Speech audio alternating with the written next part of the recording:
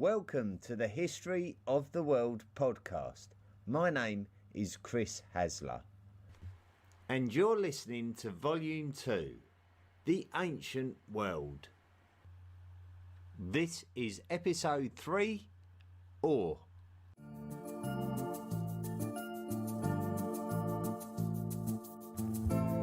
Leonard Woolley was a British archaeologist born in London in the United Kingdom in 1880.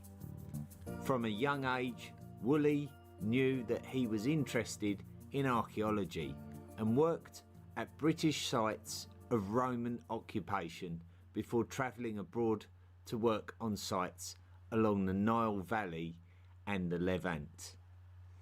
Woolley would ultimately end up working at a site which he is most well known for working at, and that site is in Mesopotamia. From the 1920s onwards, Woolley would utilise hundreds of workmen to exhume thousands of bodies and discovered tens of thousands of artefacts.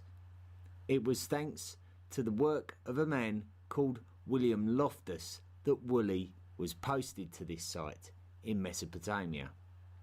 Some 70 years previously, Loftus had shown a keen interest in the site that had been known to have been the home of some very old bricks with some very strange symbols on them. So when Woolley was asked to go there, he jumped at the opportunity. One of the things that he identified at the site was a flood stratum, which is a layer of sedimentary material which demonstrates that a flood had occurred in the past, and this flood stratum was huge. Such was the size of it that Woolley would compare it to the Genesis flood narrative of the Tanakh, also known as the Hebrew Bible. This is not the first time that we have spoken of the flood from the biblical book of Genesis, as we mentioned it before when speaking of the Epic of Gilgamesh, an epic story written in ancient times about ancient Mesopotamia. The Epic of Gilgamesh also makes note of a significant and catastrophic flood. Now, this is all quite significant in the story of the history of the world. Certainly, biblical writings were to some degree unquestionable right up until the 19th century, when all these scientists stopped and made people think about whether there was a completely different story of human history based on many millenniums of evolution. This could render the book of Genesis as completely unbelievable rubbish. However, the fact that we can see mention of significant floods in contemporary texts such as the Epic of Gilgamesh, and the fact that Leonard Woolley was identifying a huge flood stratum in Mesopotamia, may suggest that biblical stories may well be based on events that we can all agree actually happened.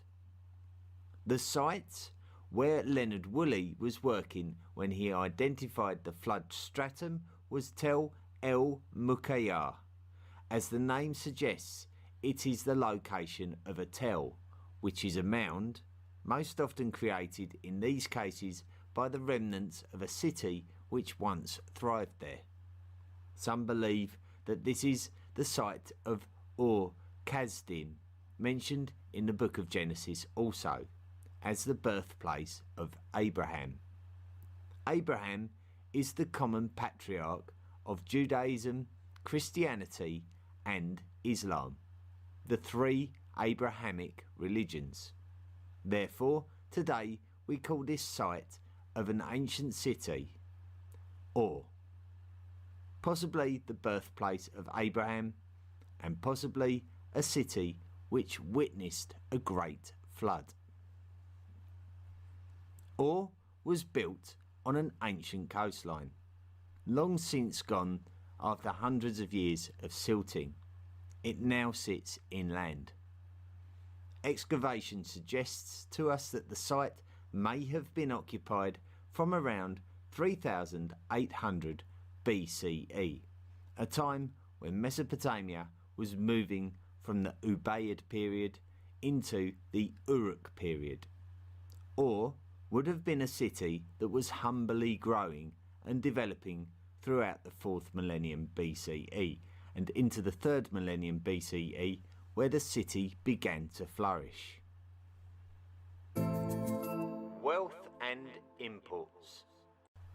The year is 2800 BCE and the Bronze Age has arrived at Ur, the Sumerian city-state on the banks of the Euphrates River near the Persian Gulf. The residents of Ur would have been creating cast artifacts made from bronze. However, we do know that Ur was a place of amazing diversity of precious materials. For a start, it was one of the many succeeding city-states which seem to have developed a very healthy trade network between them. But not only that, but with the wider world. We know this because we see evidence of this through the excavations at Ur. In order to acquire metals, the people of Ur had to capitalise on their strength, which was the prosperous agricultural industry made possible by the fertile marshlands which surrounded the city. In fact, canals in and around Ur were much more useful for transport rather than crop irrigation. Therefore, Ur could trade via land or sea with relative ease, so we could describe Ur as a port city. One place that we do believe that Ur was able to trade with is modern-day India and peoples such as the Harappans. It looks like this could have been a source of metals, textiles and precious stones, but also of another material that we are yet to mention, namely lapis lazuli.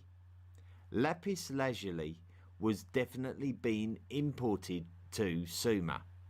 It is mentioned multiple times in the Epic of Gilgamesh. It is an attractive metamorphic stone which was popular due to its vivid and eye-catching attractive blue colour, which was highly sought after for decorative purposes such as jewellery items. We can also feel confident about the transport links of Ur being made easier by the use of wheeled transport. We already recognise that Sumerians had made the most of wheels to build farming vehicles in order to multiply their production ability with the use of oxen. We also know that those wheels were coming in handy for those army commanders who needed to keep a close eye on battle developments by riding onager-drawn chariots. So we can also be confident that traders were carrying goods on wheeled vehicles too. We know from the evidence of seals excavated in Mesopotamia that there was terrestrial trade routes with the lands east of the Caspian Sea, which would have been supported by the occupants of the towns of the Iranian plateau in between. In terms of the evidence for maritime trade, there is written evidence of shipping and sailing in contemporary documents. We can also see cuneiform tablets on the Dilmun Islands of the Persian Gulf, what we know today as Bahrain and Failaka, which is now a Kuwaiti island. If Sumerians were sailing to Dilmun, they would have been sailing to Magan, which we believe is a culture that lived around the area of the Strait of Hormuz, which is what connects the Persian Gulf to the Gulf of Oman. It has been difficult to identify direct trade links between Ur and Egypt from this particular period, however. Nonetheless, these developed trade links enabled Ur to become a key centre of trade in the known world, and as such the prosperity of the city-state was enhanced significantly.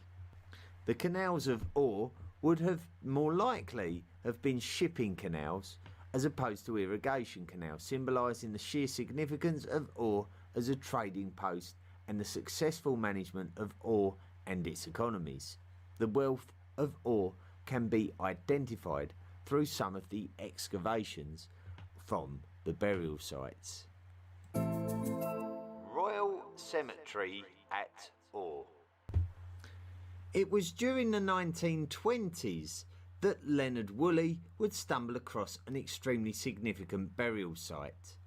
Artefacts uncovered from this site are absolutely astonishing, and it is also in part down to the pioneering archaeological techniques of Leonard Woolley that we have learned so much about what has been uncovered.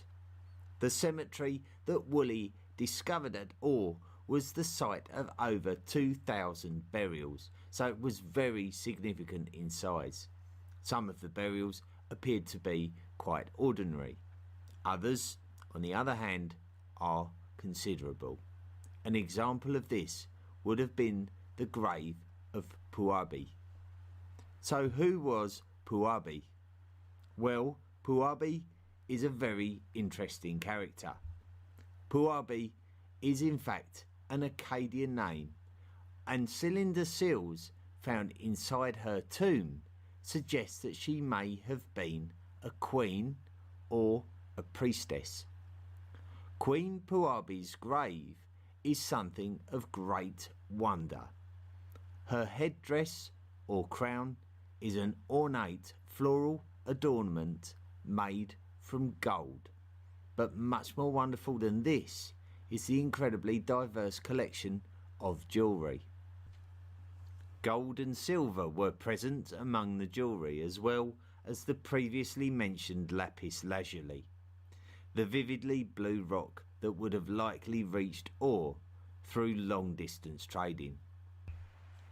We also see the brownish red silica mineral carnelian and the cryptocrystalline silica rock agate in use within the jewellery items also.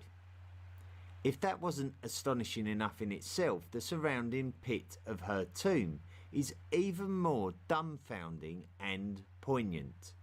Here we find the remains of 5 armed men, 4 grooms for a pair of oxen, 3 attendants and 12 other female attendants. These people must have been part of a ritual sacrifice for the Queen. We cannot establish whether they gave their lives deliberately or whether they were given no choice. Small cups were found near to the bodies, suggesting self-sacrifice through poisoning, but also some skulls show signs of blunt force trauma, which suggests that murder was necessary before carefully positioning the bodies within the burial pit. Either way, it is thought that these additional bodies may have been offered to Queen Puabi to guide her on her journey to the afterlife. Another tomb belongs to a man called Mescalamdug. We may assume that he was a king. He certainly was a ruler of Ore according to the artefacts within his tomb, not least of all the gold helmet on which his name is inscribed. His name is not to be found on those all-important Sumerian king lists, the contemporary lists of kings excavated in various Mesopotamian sites, but we do know that the man referred to as his son, Mesanepada, does appear on the list, suggesting a royal connection. However, unlike Puabi, Mescalamdug is buried without a retinue of attendants. Deciphering what this can tell us about Sumerian society as a whole is a very difficult thing. Maybe Puabi's lavish burial ceremony suggests that she had been elevated to a goddess status, whereas Mescalamdug had not, explaining the absence of a retinue. The presence of such objects made of precious material, so carefully and elaborately created, signifies an extreme amount of effort, which points towards a stratified society where the elite were absolutely elite over the everyday workers. There are some other interesting artefacts recovered from what we can refer to as the Royal Cemetery of Ore. One very important artefact was identified thanks to the archaeological forethought of Leonard Woolley. Previous to Woolley's age, many archaeologists just excavated things, picked them up and put them in boxes. Woolley was a lot more thoughtful and observant. He recognised that some of the artefacts had been made from wood and that the original piece had decayed, leaving a void in which Woolley would pour wax and plaster in order to cast a replica. It is through this technique that we would discover lyres in the tombs. Lyres are actually stringed musical instruments, not completely unlike harps. Another artefact recovered is an ornately decorated wooden box which has been named the Standard of Ore. We do not know what the purpose of this wooden box is, but we do know that it was deliberately buried in a man's tomb at the Royal Cemetery. We can determine things from the box even though we don't know its purpose. The box is decorated with lapis lazuli and red limestone which would have had to have been imported. The box depicts events that can give us clues about the society of Ore. On one side we can see the clear notion of a stratified society. Clearly there is a ruler, an elite class, a servant class and royal court entertainers. We see one individual possibly playing the lyre that was found in one of the other burial chambers. On the other side of the box we can see images of war, with that organised and disciplined army depicted and most likely well trained in phalanx formations that were likely exercised against the Akkadian invaders who were becoming at some point in the future. The Royal Game of Ore. Not only did Leonard Woolley uncover items evident of great trade and wealth, and evident of trade both terrestrial and maritime, not only did he uncover these incredible tombs filled with grave goods and human and animal sacrifice alongside ornately decorated objects of wonder such as the Standard of Ore, but he also uncovered another astonishing discovery which has since been called the Royal Game of Ore. The Royal Game of Ore is the earliest board game ever found. However, it would be easy to assume that it would be quite basic and bland. On the contrary, rules of this game have been discovered on cuneiform tablets, and when played it is absolutely enjoyable. If you don't believe me, I challenge you to watch a game without wanting to have a go yourself afterwards. I will post a video where you can enjoy the drama of a game in action. The actual board itself is an amazing creation in itself. It is inlaid with shell and lapis lazuli. It is a race game where players move their tokens around the board in accordance to the number thrown with the dice. Some tablets explaining the rules suggest that the fortune of the game can directly correlate to the player's fortune in life, with some of the squares having a special meaning. Such is the ornate beauty of the game board that I wouldn't expect that every household had one of these games. It was probably quite a precious thing to own and was likely played by the elites who had the time on their hands for such things, unlike the less fortunate members of society who would have been more concerned with cultivating crops for a payout of grain rather than playing games. Stratification and slavery. It is incredibly difficult to ascertain the true stratification of society at Ore and the true definition of what we might refer to in the modern age as slavery. Warfare was clearly a factor in the middle of the 3rd millennium BCE, and we can see this from the artifacts discovered depicting war circumstances, such as on the Standard of Ore. So the question would be, whether manpower was stolen from neighbouring city-states as the spoils of war, and whether slavery was an oppressive act or whether it was an accepted part of everyday life. If we look at things realistically, the ruler of Ur is not going to be building his own palace, so it is necessary to accept that society would have been completely stratified, and there was very likely to be an understanding within the population of Ur that you would either need to live by the law of the city or face the consequences. The success of Ur would have relied on the day-to-day running of society being as smooth as the day-to-day running of society in neighbouring city-states.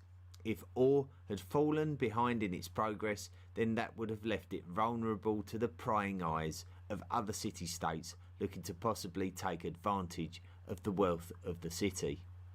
When we consider whether slavery in Ur would have been a bad thing, we have to consider that the slave would have been looked after, and we have to consider that the number of slaves would have outnumbered the number of masters. If slaves were generally kept and fed well, and if they believed that the deities of the city would want them to be a good worker for the sake of the city, then there may have been no need for us to judge the existence of slavery by modern standards. If there had been a mass revolt, then would the higher classes have been able to suppress it, and if not, then there would have had to have been some mutual respect between all parties involved. There would have been many jobs to be completed in a city-state such as Ur: creation of mud bricks for the construction of building, tanning of animal hides for the creation of material, the milling of cultivated cereal to create flour for bread. In order for a large stratified society such as the city of Ur to operate effectively, there would have been dozens of jobs of this nature to be carried out by many workers and indeed slaves.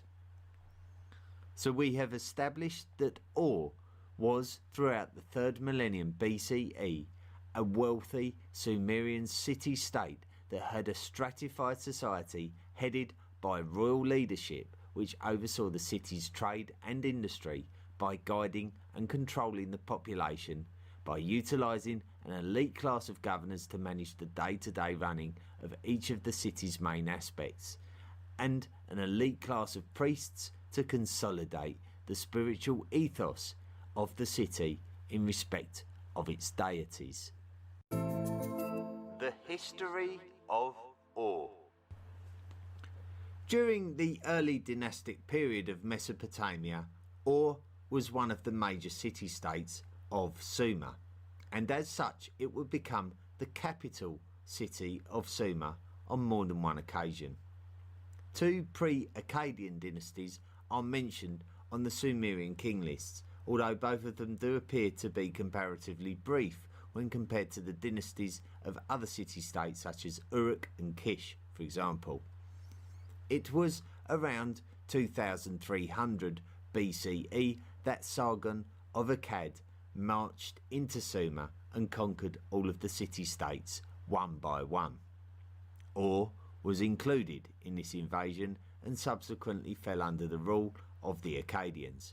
Sargon would instate his own daughter, Enheduanna, as the high priestess of the goddess Inanna and the moon god Nanna, which were the deities of Ur, and as such she lived in Ur, and her image is portrayed on a calcite disc which was excavated at Ur in 1927 by Leonard Woolley.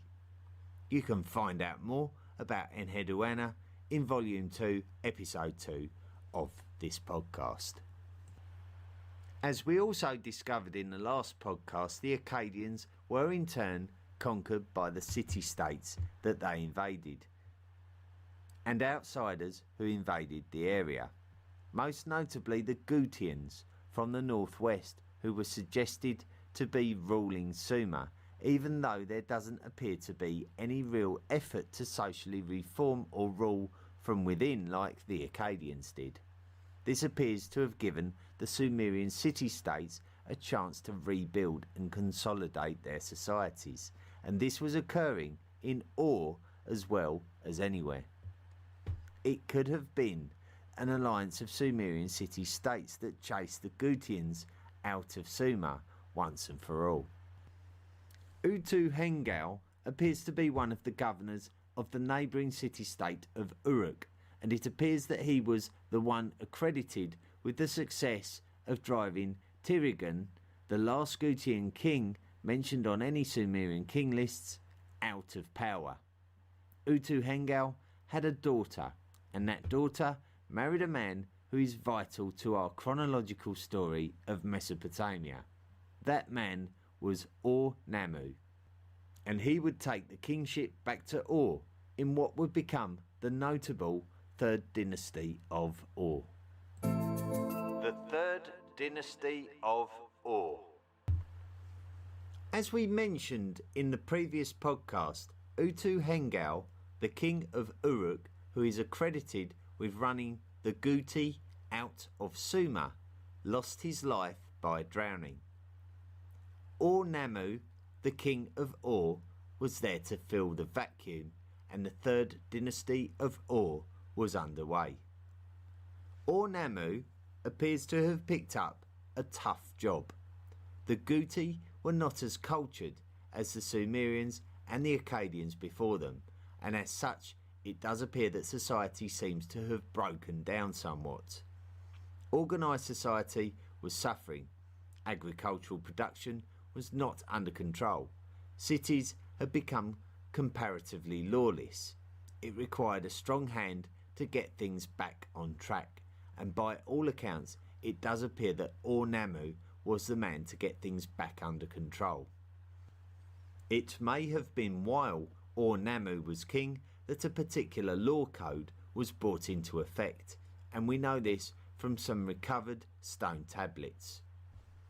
It has been hard to date these tablets, and as such we don't really know who exactly was the king, but we can be quite confident when stating that they are laws that are attributable to the Third Dynasty of Ur. Criminals during these periods would have had to have been made to pay a fine in silver, and the amount of silver was apportioned to the seriousness of the crime. The head of the court of law was the king, and he would have the final decree in all things. However, such was the size of the city of Ur that it would require mayors or judges to preside over proceedings, and sometimes this might have been done in a public place. Fortunately, tablets exist that give us an indication of the types of punishments one could expect for being a criminal in Ur in the year 2100 BCE. If a man commits a murder, that man must be killed. This is not a surprising law. If a man commits a robbery, he will be killed. This one seems quite harsh, but perhaps considering as necessary to prevent such an action. If a man commits a kidnapping, he is to be imprisoned and pay 15 shekels of silver. Now, I'm not sure where a man would be imprisoned, but we do know that 15 shekels of silver is around 125 grams of silver. So this would also indicate that silver was being used as a type of currency to represent something like an amount of barley, which would have been of real purpose to the owner. If a slave married a native person, he or she is to hand the firstborn son over to his owner. So there is a clear definition of human rights that are particular to the slave class. This is also highlighted by the fact that if a man deflowers the virgin wife of a young man, they shall kill that male. However, if a man proceeded by force and deflowered the virgin female slave of another man, that man must pay 5 shekels. The slave class were clearly limited in their rights and limited in their individual importance. If a man divorces his first-time wife, he shall pay her 1 mina of silver, a mina being the equivalent of 60 shekels, or half a kilogram. So there was some compensation for disparaged women in this society. If a man is accused of sorcery, he must undergo ordeal by water. If he is proven innocent, his accuser must pay 3 shekels. So this is quite enlightening. There is obviously a fear of the mysterious, where witchcraft and wizardry will not be tolerated. However, it seems that the judgment of someone's capabilities will simply come down to their ability to survive being submerged in water, which to our modern minds will probably seem ridiculous and unrelated, but to the people of Ur, it may have seemed like the only way to find out the truth. It also highlights the danger of going around casting criminal accusations.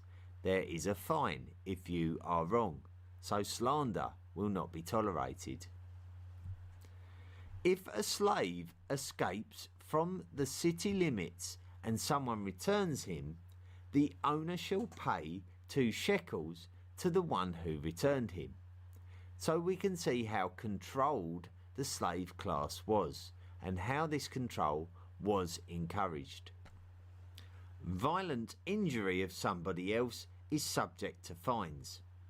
If a man's slave woman, comparing herself to her mistress, speaks insolently to her, her mouth shall be scoured with 1 quart of salt. This sounds like a very unpleasant experience. Certainly a very good deterrent though. There are also compensations for farmland owners who have in some way been inconvenienced for a crop yield, such as through deliberate or accidental flooding of the field.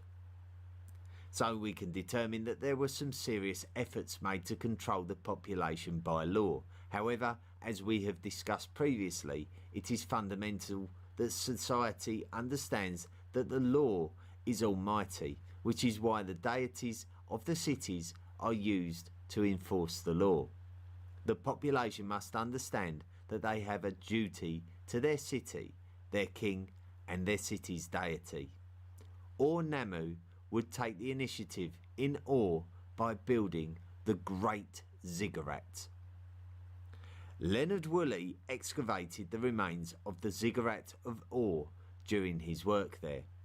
It does appear that most of the remains were of the reconstructed ziggurat of the 6th century BCE, but the foundations certainly date back to the 3rd dynasty of Ur. The ziggurat was part of a temple complex which was built in honour of the moon god Nanna.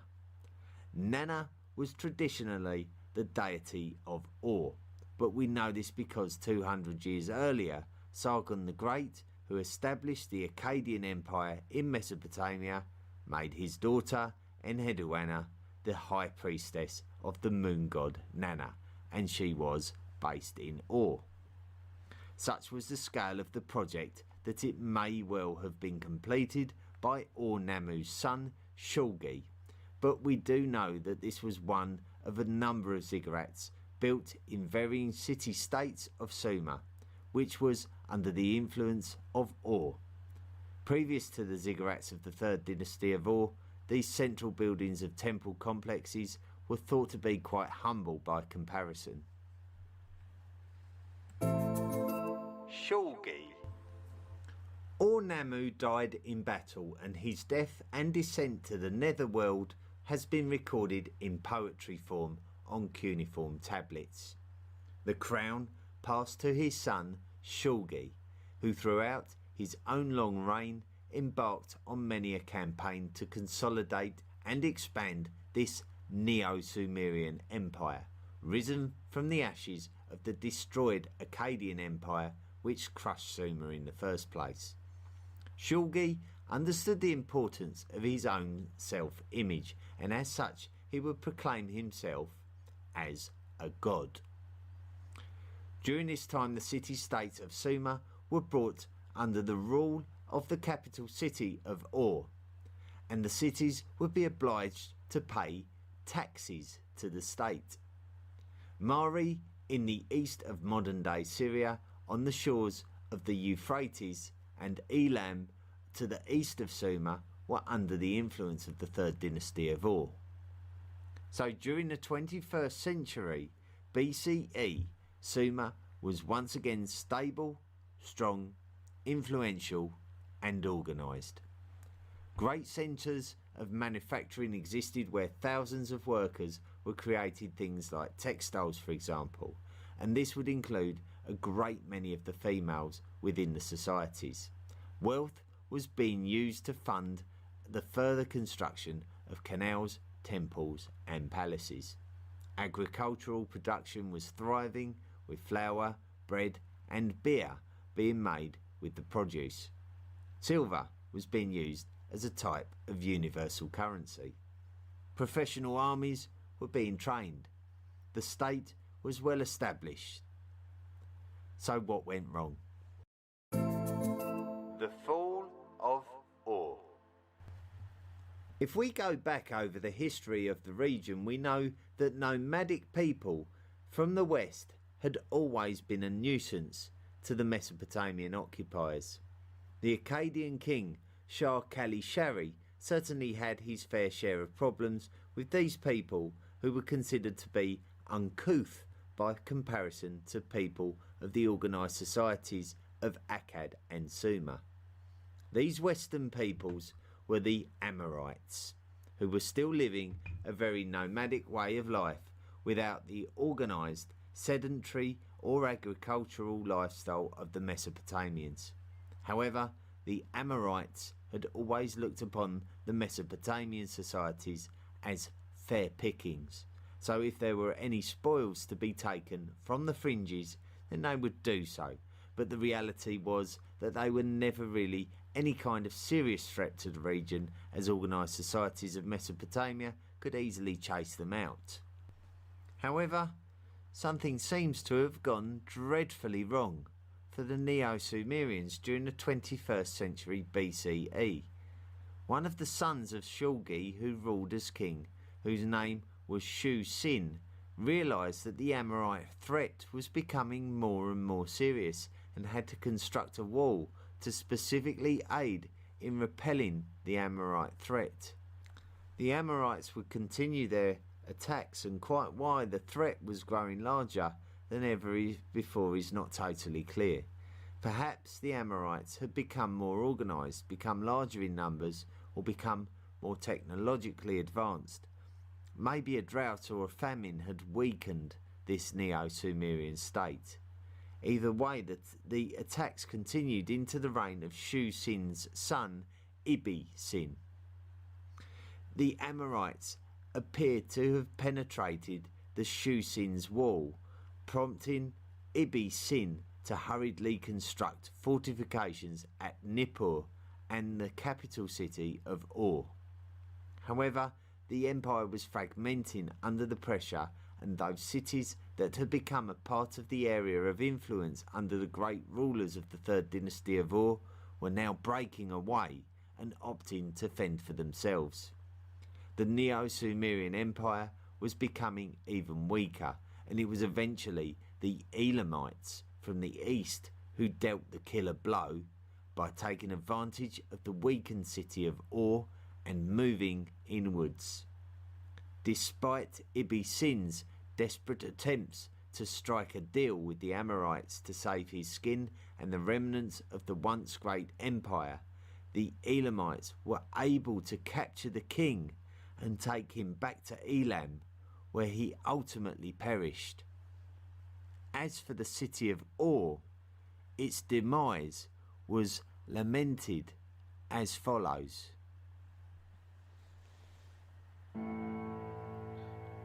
O Father Nana, that city into ruins was made. Its people, not potsherds, filled its sides.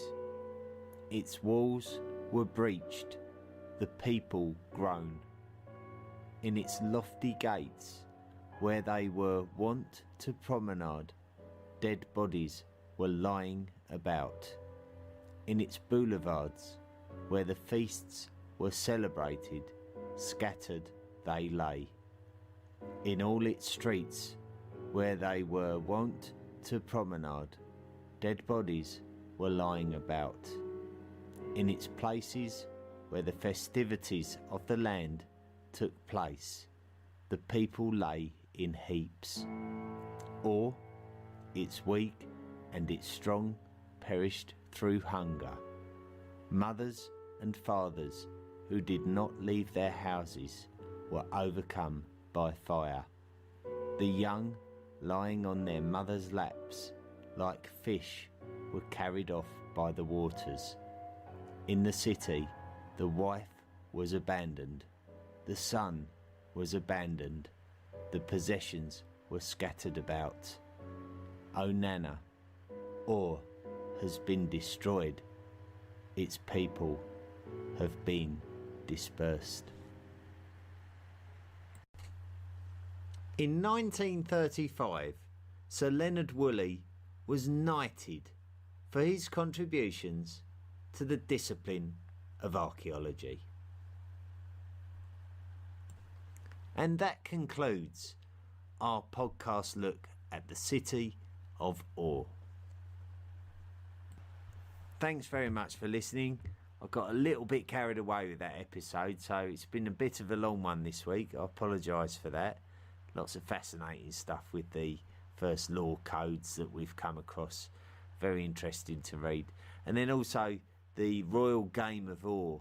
I would encourage you to visit our social media pages. That's at Facebook. It's all called History of the World Podcast. Facebook, Twitter. You'll find a video of the Royal Game of Ur being brought to life by the Assyriologist from the British Museum, Mr. Irving Finkel, who actually plays a game of the Royal Game of Ur, and he believes that he's discovered the rules of it, and really it's a great strategy game. It's actually quite interesting to watch the game unfold, so I really do encourage you to watch it.